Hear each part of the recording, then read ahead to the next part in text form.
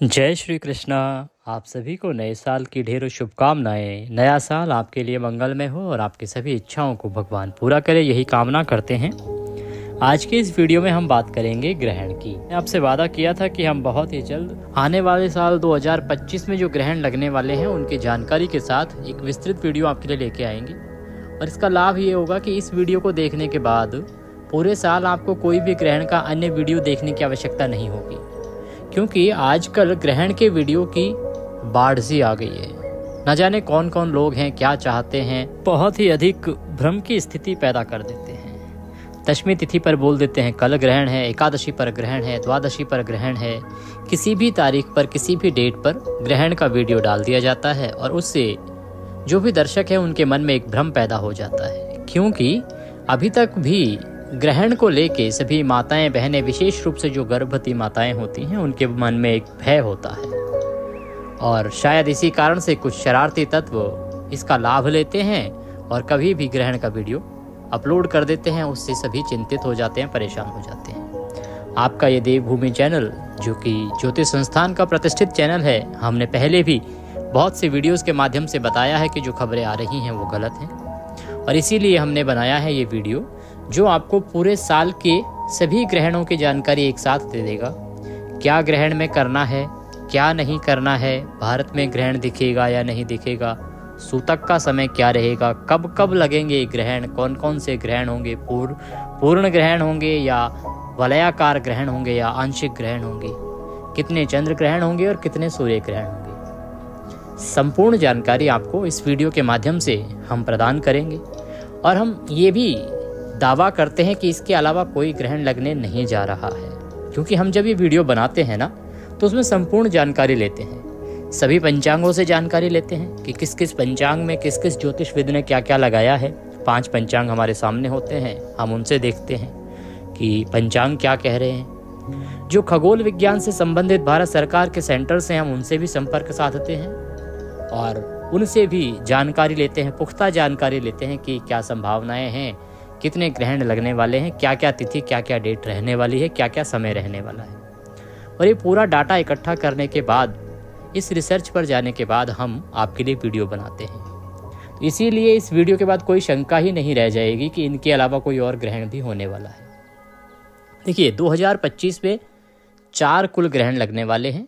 एक शुरुआत में ही लगने वाला है और 2 चंद्र ग्रहण होंगे इसमें से और 2 होंगे सूर्य ग्रहण। कब चंद्र ग्रहण होगा, कब सूर्य ग्रहण होगा, किस प्रकार का प्रभाव रहेगा, इसकी हम चर्चा आगे करेंगे। पहले जानते हैं कि ग्रहण को लेके जब भय की स्थिति होती है तो आपको क्या सावधानियां बरतनी चाहिए। ग्रहण में गर्भवती माताओं बहनों को क्या ध्यान रखना चाहिए, क्या खा सकते हैं, क्या नहीं खा सकते हैं, किन चीज़ों से परेशानी हो सकती है, ग्रहण को देखा जाना चाहिए या नहीं देखा जाना चाहिए। जो गर्भस्थ शिशु है उसको किस प्रकार की हानि हो सकती है, उसमें कितनी सच्चाई है। जो जानकारी है वो आध्यात्मिक सिद्धांतों पर आधारित है, साथ ही इसमें ज्योतिष की जो गणना है उसके आधार पर बता रहे हैं। कुछ जानकारियां जो समाज में चीज़ें चलती हैं, समाज में जो प्रथाएं चलती हैं, उनके आधार पर होंगी। और जो खगोल से संबंधित जानकारी है वो खगोल विज्ञान से संबंधित होगी। इस प्रकार से अलग अलग जो डिपार्टमेंट्स हैं वहाँ से जानकारियाँ जुटा के हमने आपके लिए ये एक ऑथेंटिक वीडियो बनाया है। और इसमें हम दावा भी करते हैं कि इसके अलावा कोई ग्रहण नहीं लगेगा, मतलब नहीं लगेगा। तो सबसे पहले तो जो ग्रहण की स्थिति होती है ना, ग्रहण की स्थिति होती क्यों है। देखिए, ग्रहण जो होता है, अगर हम बात करें सूर्य ग्रहण की, तो सूर्य ग्रहण तब होता है, आप जानते हैं कि पृथ्वी जो है वो सूर्य के चक्कर लगाती है। जब पृथ्वी सूर्य के चक्कर लगाती है, चारों तरफ घूमती है, तो घूमते घूमते एक स्थिति ऐसी बन जाती है जिसमें कि सूर्य, चंद्रमा और पृथ्वी एक सीध में आ जाते हैं। इस कारण से पृथ्वी तक सूर्य का प्रकाश नहीं आ पाता है। जब चंद्रमा पूर्ण रूप से सूर्य के प्रकाश को ढक देता है तो उसे पूर्ण सूर्य ग्रहण कहते हैं, क्योंकि इस स्थिति में पृथ्वी पर सूर्य का प्रकाश नहीं आ पाता है पूरी तरह से। दूसरा होता है वलयाकार, जिसे हम रिंग ऑफ फायर भी कहते हैं। इसमें क्या है कि एक छल्ले के जैसी आकृति दिखाई देती है, बीच में पूरा अंधेरा होता है, एक छल्ला जैसे रिंग होती है ना, उस प्रकार से दिखाई देता है। इसको वलयाकार ग्रहण कहते हैं, वलयाकार सूर्य ग्रहण या रिंग ऑफ फायर कहते हैं। तीसरी अवस्था होती है जिसे आंशिक ग्रहण कहते हैं, आंशिक सूर्य ग्रहण। इसमें सूर्य के थोड़े से हिस्से को ही चंद्रमा ढक पाता है और बाकी जो क्षेत्र है वो दिखाई देता है, इसीलिए इसको आंशिक सूर्य ग्रहण कहते हैं। इस प्रकार से तीन प्रकार के ग्रहण होते हैं और यही 3 नाम चंद्रमा के ग्रहण में भी हैं। चंद्र ग्रहण भी जो हैं वो 3 होते हैं। तीनों के जो प्रभाव हैं उसके बारे में भी चर्चा करेंगे। तो आपको सावधानियां क्या बरतनी होती हैं। सभी ग्रहण जो सावधानियां हम बता रहे हैं ना, वो सभी ग्रहणों में सेम होती हैं, चाहे वो चंद्र ग्रहण हो, चाहे वो सूर्य ग्रहण हो, चाहे वो आंशिक ग्रहण हो, चाहे वो पूर्ण चंद्र ग्रहण, पूर्ण सूर्य ग्रहण, या चाहे वो वलयाकार या रिंग ऑफ फायर ग्रहण हो। किसी भी प्रकार का ग्रहण क्यों ना हो, सावधानियां, नियम, ये सब एक ही रहेंगे। तो पहले वो नियम जान लेते हैं जिससे कि आपको चारों ग्रहणों के बारे में संपूर्ण जानकारी मिल जाए, नियमों के बारे में। देखिए, जिस दिन ग्रहण हो उस दिन आपको ग्रहण से पहले कुछ तैयारियां कर लेनी होती हैं। उनमें सर्वप्रथम जो तैयारी है वो ये है कि जो भी आपके खाने पीने की वस्तुएं हैं उनमें कुशा डाल दीजिए। कुशा क्या होती है, बहुत सारे हमारे भाई बहन जानते हैं कि कुशा क्या होती है। जो नहीं जानते हैं उनको बता देते हैं कि कुशा एक प्रकार का तृण होता है और तृण की जो पत्तियां होती हैं इसकी, वो बहुत ही तीक्ष्ण होती हैं, तीखी होती हैं और बहुत ही तेज होती हैं। उसका जो अग्रभाग होता है, आगे का हिस्सा, वो बहुत अधिक नुकीला और बहुत ही सख्त हार्ड होता है। इसीलिए उदाहरण भी दिया जाता है कि कुशाग्र बुद्धि होना चाहिए। कुशाग्र मतलब बहुत ही तेज बुद्धि वाला, क्योंकि इसकी जो आगे का हिस्सा होता है वो बहुत ही तेज होता है। इंग्लिश में इसे बिग कॉर्ड ग्रास कहा जाता है। बिग कॉर्ड ग्रास, अगर आप हिंदी में ना समझ पाएं तो इंग्लिश में देख लीजिएगा। बिग कॉर्ड ग्रास के नाम से इसको इंग्लिश में जाना जाता है। ये हमारे सनातन संस्कृति में, हिंदू परंपरा को मानने वालों में बहुत ही पूजनीय होता है। पूजा पाठ में बहुत अधिक प्रयोग होता है। तर्पण आदि कार्य तो इसके बिना कभी संभव ही नहीं हो पाते। इसका इतना अधिक महत्व क्यों है, क्यों हम कह रहे हैं कि इसको आप भोजन में डाल दीजिए, भोजन की जो सामग्री है उसमें क्यों डाला जाता है। इसके अंदर ना एक गुण होता है और वो गुण होता है कि जितने भी हानिकारक जीवाश्म होते हैं ना, ये उनको सोख लेता है। जो भी हानिकारक जीवाश्म होते हैं आसपास किसी और चीज पे जाने ही नहीं देता है, ये उनको अपने ऊपर सोख लेता है। तो इसीलिए आपको ये कहा जाता है कि ग्रहण से पहले अपने जितने भी भोजन से संबंधित खाद्य पदार्थ हैं, खाने पीने की वस्तुएं हैं, उन सभी में कुशा डाल दीजिए। थोड़ी थोड़ी कुशा आटे के ड्रम में डाल दीजिए, चाय पत्ती, चीनी, जहाँ मसाले हैं, बाकी खाने की अन्य सामग्री है, रेफ्रिजरेटर में डाल दीजिए, दूध है दूध में डाल दीजिए, सभी जगह पर कुशा डाल। तो ये जो है हानिकारक जीवाश्म कहाँ से आते हैं, कैसे आते हैं, इसके बारे में हम आगे चर्चा करेंगे जब मैं ग्रहण के बारे में समझाऊंगा इसी वीडियो में। तो कुशा उसमें डाल दीजिए। पहला कार्य आप ये कीजिए ग्रहण का सूतक लगने से पहले। दूसरा, अगर आपके पास कुशा ना हो, कुश आपको प्राप्त ना हो, तो आप तुलसी का पत्ता डाल दीजिए। यह भी बहुत ही आपके लिए लाभप्रद रहेगा। जो भी सदस्य हैं वो इस समय से पहले, जब सूतक लगने वाला है उससे पहले ही भोजन ग्रहण कर लें, इसकी सलाह भी दी जाती है। क्योंकि सूतक के समय में और ग्रहण के समय में भोजन नहीं ग्रहण किया जाता है, कुछ खाना पीना नहीं होता है। उसका भी एक वैज्ञानिक कारण भी है, आध्यात्मिक कारण भी हम आपको बताएंगे। कुछ खाना पीना नहीं है, इसीलिए ग्रहण से पहले ही खा पी लीजिए जो भी खाना पीना है उसको। और ग्रहण के समय तो बिल्कुल भी कुछ नहीं खाना चाहिए। जो आवश्यक कार्य हैं जिनके लिए आपको बाहर जाना पड़ सकता है, उनको ग्रहण का सूतक या ग्रहण लगने से पहले ही पूरा कर लीजिए। सूतक से पहले पूरा करना संभव इसलिए नहीं हो पाता क्योंकि सूतक जो होता है ना बहुत लंबा होता है। लंबा कैसे? सूर्य ग्रहण का जो सूतक है वो 12 घंटे का होता है, अर्थात जब ग्रहण शुरू होने वाला है ना, उससे 12 घंटे पहले सूतक लग जाता है। चंद्र ग्रहण का जो सूतक है वो 9 घंटे पहले लग जाता है। तो ये तो संभव हो नहीं पाता सबके लिए कि 12 घंटे तक बाहर ही ना जाएं, परंतु जो ग्रहण का समय होता है ना, उसमें बाहर बिल्कुल भी ना जाएं। सूतक के समय में तो आप जाइए, लेकिन ग्रहण के समय में बिल्कुल भी बाहर ना निकलें, इसका ध्यान रखना चाहिए। अब बात करते हैं कि जो हमारी गर्भवती माताएं बहनें हैं, उनको तो समय समय पर खाना पड़ता है। वो तो बहुत लंबे समय तक भूखी नहीं रखी जा सकती उनको, तो क्योंकि गर्भस्थ शिशु है उसको भोजन की आवश्यकता होती है। जो हमारे बुजुर्ग हैं, हमारे बड़े हैं, उनको भी अधिक समय तक भूखा नहीं रख सकते। और जो छोटे बच्चे हैं उनको भी बहुत ही शीघ्र भूख लगती है, तो उनको भी अधिक समय तक भूखा नहीं रखा जा सकता। तो इस अवस्था के जो लोग हैं उनको आप भोजन दीजिए, परंतु सावधानी बरतिए कि जब आप भोजन करा रहे हैं उन्हें, तो शुद्धता का और सात्विकता का ध्यान रखिए। किसी प्रकार की अशुद्धि भोजन में ना जाए और ऐसा वातावरण बनाइए जिसमें कि हानिकारक जीवाश्म उनके आसपास ना जाए। अब मैं जो इतनी देर से चर्चा कर रहा हूँ हानिकारक जीवाश्म, ये क्या होता है? देखिए, जब पृथ्वी पर सूर्य का प्रकाश नहीं आ पाता है ना, उस अवस्था में क्या है कि हानिकारक जीवाश्म पैदा हो जाता है। ये बहुत ही सूक्ष्म होता है, ये अति सूक्ष्म होता है, दिखाई नहीं देता है, परंतु ये हवा में होता है और ये पैदा होता है जब पृथ्वी पर सूर्य का प्रकाश आना बंद हो जाए। इसीलिए हमारे आध्यात्मिक विद्वानों ने ये प्रस्ताव दिया था कि जब भी ग्रहण का समय हो तो कोई भी भोजन ग्रहण ना करे। क्यों? क्योंकि जो विषाणु है एक प्रकार का ये विषयुक्त होता है, ये आपकी जीवन पर हानिकारक प्रभाव डालता है। इसको विज्ञान भी मानता है, जो सूक्ष्म कण की हम बात कर रहे हैं उसको विज्ञान भी मानता है।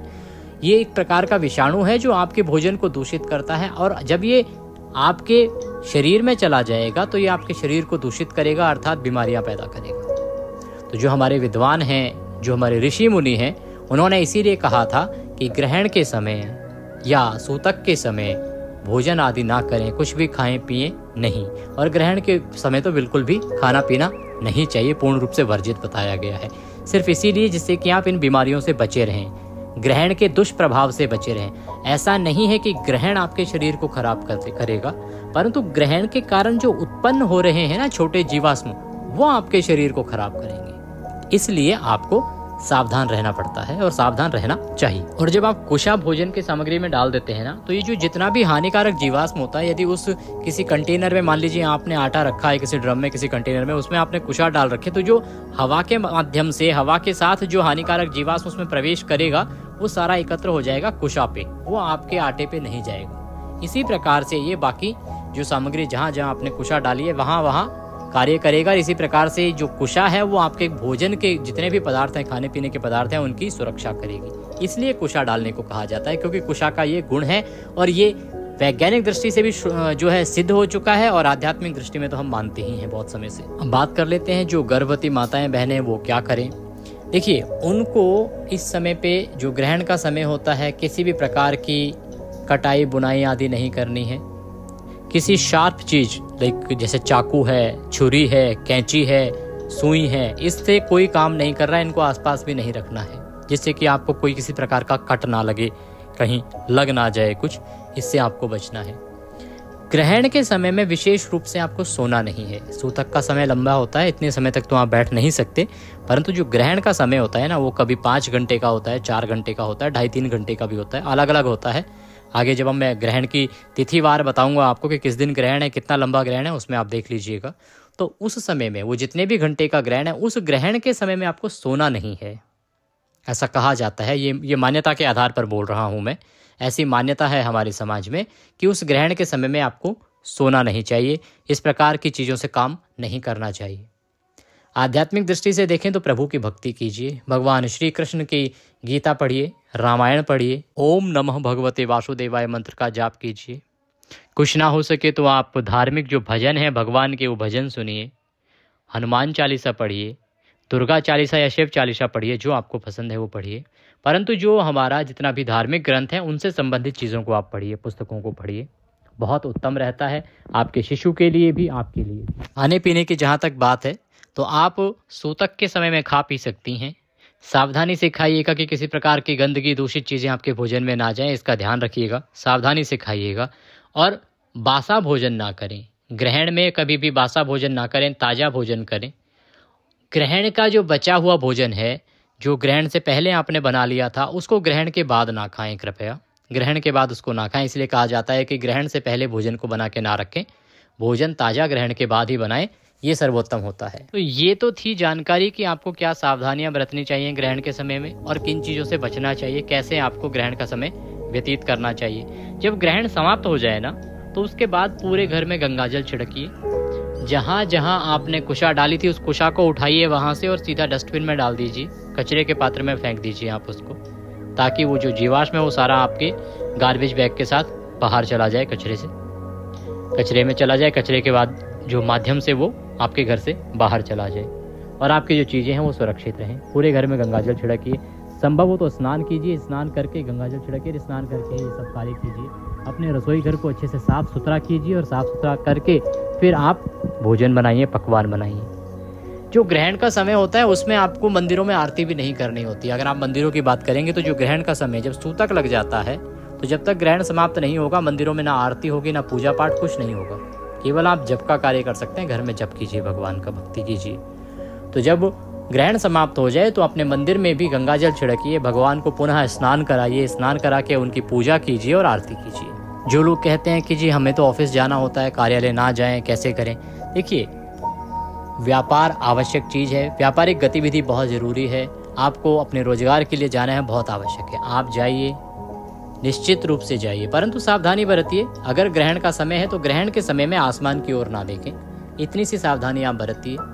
कोई गर्भवती माता बहन है, वो भी ऑफिस के लिए जाती हैं, तो जो ग्रहण का समय है ना, उसमें तो आपको बिल्कुल बाहर नहीं निकलना है, इसका ध्यान रखिए। बाकी समय में आप निकलिए, क्योंकि देखिए परेशानियां सबके सामने आती हैं। सावधानी उसका एक उपाय है, सावधान रहते हुए हमें सभी कार्य करने चाहिए। ऐसा नहीं है कि ग्रहण है तो ग्रहण से डर के हम घर में बैठ जाएं, घर में बैठने की आवश्यकता नहीं है। सावधानी बरतते हुए अपने सभी कार्य को आप करें। हाँ, ग्रहण के समय कोई भी मांगलिक कार्य नहीं होगा, किसी भी प्रकार का शादी ब्याह का जो कार्य है वो सब नहीं होगा, पूजा पाठ का जो कार्य है वो सब नहीं होगा, इसका आप ध्यान रखिएगा। ये तो होगी सावधानियां कि क्या क्या सावधानियां आपको ग्रहण के समय में बरतनी है। अब बात करते हैं कि 2025 में ग्रहण है कब कब। 4 ग्रहण हमने बताए हैं आपको 2025 में, कुल 4 ग्रहण हैं। 2 चंद्र ग्रहण हैं और 2 सूर्य ग्रहण हैं। पहला ग्रहण जो है वो पहली तिमाही में ही है और दूसरा ग्रहण भी पहली तिमाही में ही है। ये मानिए कि 2025 के शुरुआत में ही 2 ग्रहण आ रहे हैं। बात करते हैं कि ये ग्रहण कब कब हैं, भारत में कब तक दिखेंगे और इनका सूतक का समय क्या रहेगा। ये जो तारीखें हैं, डेट हैं, इनको आप नोट कर लीजिए या इस वीडियो को आप सेव कर लीजिएगा, जिससे कि जब भी कभी आपको संशय हो कि ग्रहण है या नहीं है, कोई और वीडियो आप देखें तो वो फेक तो नहीं है, ये चेक करने के लिए आप ये वीडियो सुन लीजिएगा। इस वीडियो के माध्यम से सारी डेट्स आपके सामने आ जाएंगी। अगर ये जो 4 डेट हम बता रहे हैं इनके अलावा कोई ग्रहण बता रहा है तो समझ लीजिएगा कि वो निश्चित रूप से फेक वीडियो है। आप उसके खिलाफ कंप्लेंट भी कर सकते हैं या उसको इग्नोर कीजिएगा, परेशान बिल्कुल नहीं होइएगा। तो इस वीडियो को आप सेव कर लीजिए, जिससे कि पूरे साल आपको परेशान नहीं होना पड़ेगा। ग्रहण के प्रभाव से बचने के लिए और भगवान शंकर की कृपा प्राप्त करने के लिए कृपया कमेंट बॉक्स में लिखिए जय शिव शंकर। भगवान शंकर अवश्य ही ग्रहण के दुष्प्रभाव से आपकी रक्षा करेंगे, आपके परिवार की रक्षा करेंगे और सबका उद्धार करेंगे। तो पहले ग्रहण की बात करते हैं। देखिए, पंचांग के अनुसार और खगोल विज्ञान के अनुसार जो पहला ग्रहण लगने जा रहा है वो लगने जा रहा है चंद्र ग्रहण। 2025 में पहला चंद्र ग्रहण लगेगा और ये जो चंद्र ग्रहण है ये पूर्ण चंद्र ग्रहण होगा। पूर्ण चंद्र ग्रहण होगा और इसकी शुरुआत हो रही है 14 मार्च 2025 से। 14 मार्च को पूर्ण चंद्र ग्रहण लगने जा रहा है और चंद्र ग्रहण हमेशा पूर्णिमा पर लगता है। इस दिन पूर्णिमा तिथि रहेगी। हम बात करें ग्रहण की तो जो समय रहेगा ना ग्रहण का, वो रहेगा सुबह 10:39 और 3 सेकंड पर इसकी शुरुआत होगी। 14 मार्च को सुबह अर्थात प्रातः 10:39 और 3 सेकंड पर इसकी शुरुआत होगी और ये ग्रहण 2:18 पर और 2 सेकंड पर समाप्त होगा। प्रकार से ये करीब 3.25 घंटे आसपास समय रहेगा। आप इसको आगे कैलकुलेट कर लीजिएगा। ये सुबह 10:39 से शुरू होगा और ये 2:18 पर समाप्त होगा। ये पूर्ण चंद्र ग्रहण होने जा रहा है और ये 14 मार्च को लगने जा रहा है। इसका सूतक जो है वो 9 घंटे पहले लग जाएगा, अर्थात रात्रि को ही इसका सूतक लग जाएगा और सूतक का जो समय रहेगा वो आरंभ होगा 1:39 से रात्रि को। 14 मार्च अर्थात 13 की रात्रि को जब रात को 12 बजे के बाद 14 मार्च लग जाएगा तो ये सूतक आरंभ हो जाएगा और इस प्रकार से ये ग्रहण होने जा रहा है। अब बात करते हैं कि इसका प्रभाव भारत में कितना रहेगा, कितना नहीं रहेगा। देखिए, ये जो ग्रहण है ना, ये भारतीय समय के हिसाब से 10:39 पर लग रहा है।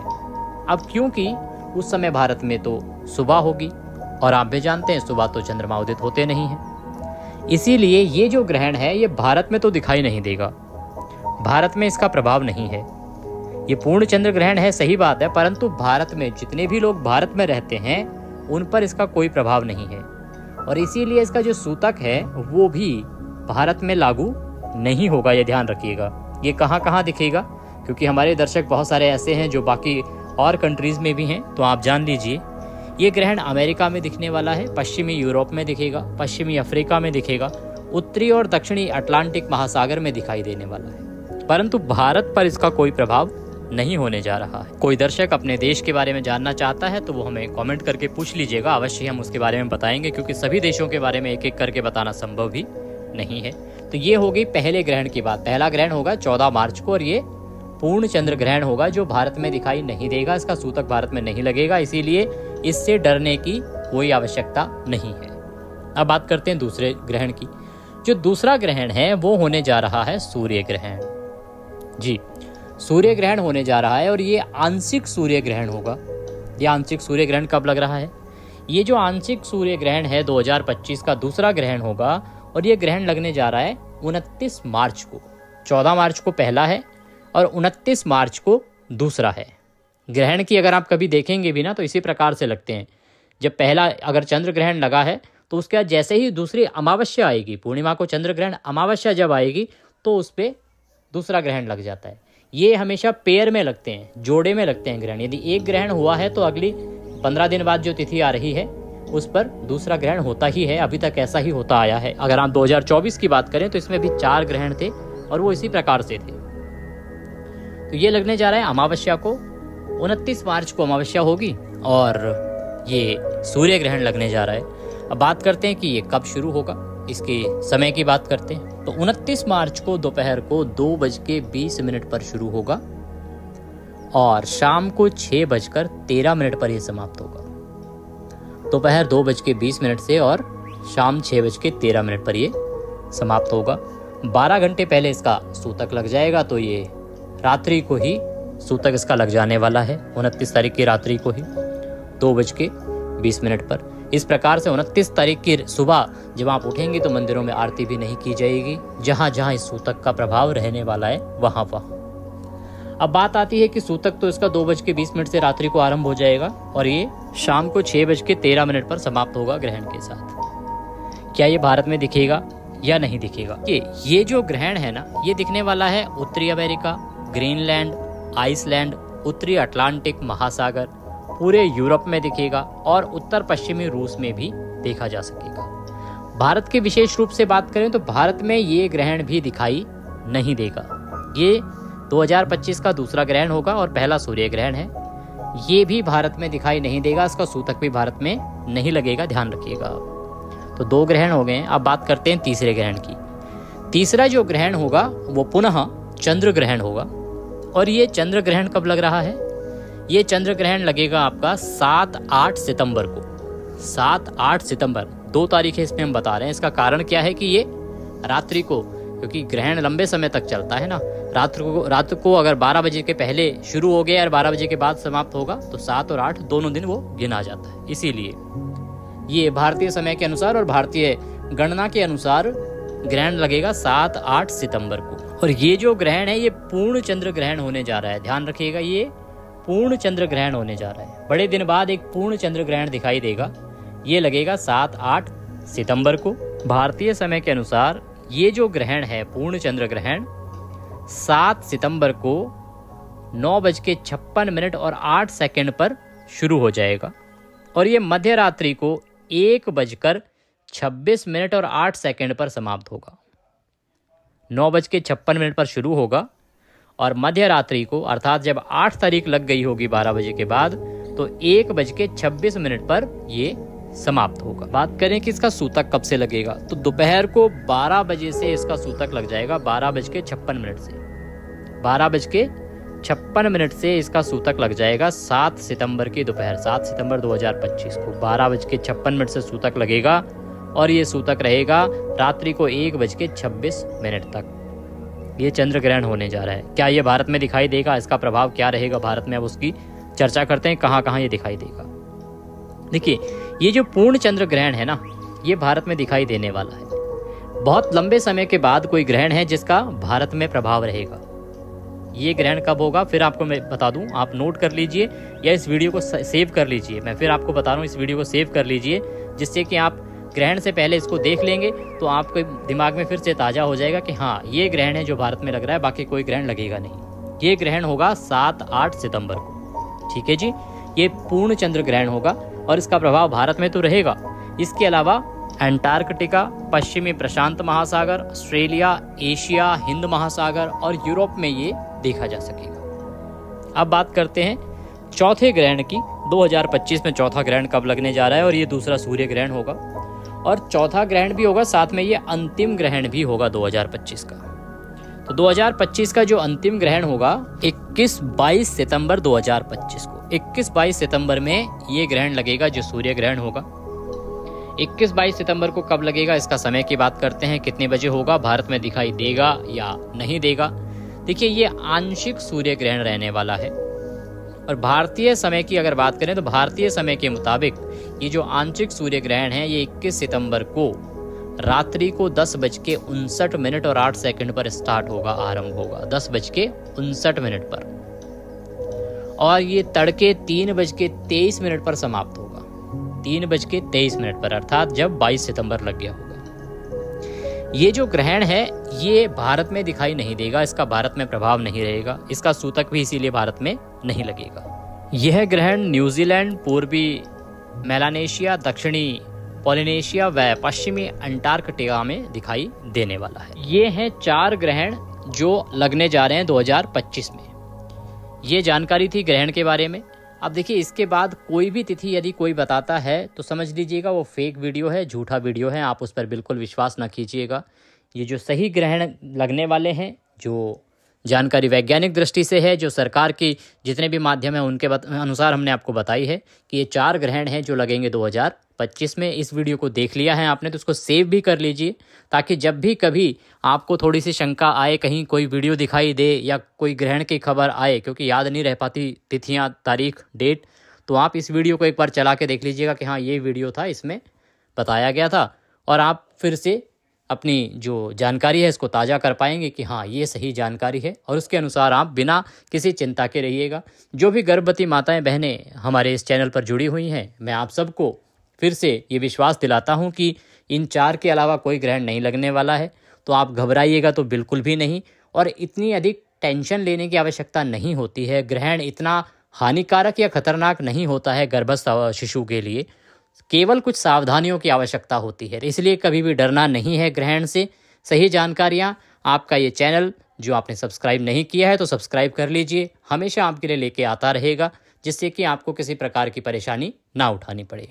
चैनल पर नए हैं तो कृपया चैनल को सब्सक्राइब कर लीजिएगा, वीडियो अच्छा लगे तो लाइक कीजिएगा, अधिक से अधिक लोगों तक इसे शेयर कीजिए, जिससे कि सभी लोगों के पास सही जानकारी पहुंचे और जो भ्रमित करने वाले वीडियोज़ हैं उनसे लोग बच सकें। ये सही जानकारी वाला वीडियो लोगों के पास पहुंच गया तो जो लोग इधर उधर की अफवाह उड़ाते हैं उससे लोग बचेंगे और हमारे सनातन धर्म का प्रचार प्रसार भी होता रहेगा। ग्रहण के दुष्प्रभाव से बचने के लिए, भगवान शंकर की कृपा प्राप्त करने के लिए अवश्य लिखें जय शिव शंकर, ओम नमः शिवाय। भगवान सबका कल्याण करें। जय श्री कृष्ण।